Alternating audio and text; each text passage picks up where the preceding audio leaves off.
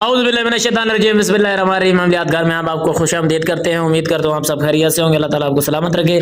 آج کا جو میں وظیفہ لے کے آیا ہوں وہ یہ وظیفہ ہے کہ ہر مشکل آسان ہو جائے۔ رسول کریم صلی اللہ علیہ وآلہ وسلم کا فرمان ہے کہ جو شخص سورہ یاسین کی تلاوت کرے، اگر وہ بھوکا ہوگا تو اللہ تعالیٰ اس کا پیٹ بھر دے گا، اگر وہ پیاسا ہوگا تو اللہ تعالیٰ اسے سیراب کر دے گا، اگر وہ ننگا ہوگا تو اللہ تعالیٰ اسے لباس عطا کر دے گا، اگر وہ خوف و ہراس میں مبتلا ہوگا تو اللہ تعالیٰ اسے پرامن اور سکون عطا فرما دے گا، اگر وہ وحشت زدہ ہوگا تو اللہ تعالیٰ اس کی وحشت کو دور فرما دے گا، اگر وہ محتاج ہوگا تو اللہ تعالیٰ اس کی محتاجی دور کر دے گا، اگر وہ جیل میں ہوگا تو اللہ تعالیٰ اسے رہائی دلوائے گا، اگر وہ راستے سے بھٹک گیا ہوگا تو اللہ تعالیٰ اس کی رہنمائی فرمائے گا، اگر وہ مقروض ہوگا تو اللہ تعالیٰ اسے اپنے خزانوں سے اس کا قرض ادا کرے گا۔ یعنی اللہ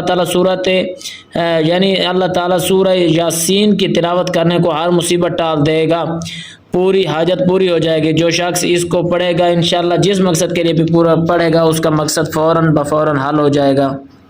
اور اس کے علاوہ اگر کوئی چاہتا ہے کہ اس کے رزق کے حلال میں اضافہ ہو، اسی صورت کو روزانہ تلاوت کرنے سے رزق کے حلال میں اضافہ ہوگا۔ نبی کریم صلی اللہ علیہ وآلہ وسلم کا ارشاد ہے، جو شخص ہر رات سورہ واقعہ پڑھتا ہے اسے کبھی افاقہ نہیں ہوگا۔ سورۃ واقعہ سے انشاءاللہ رزق کے حلال میں بہت زیادہ اضافہ ہوگا۔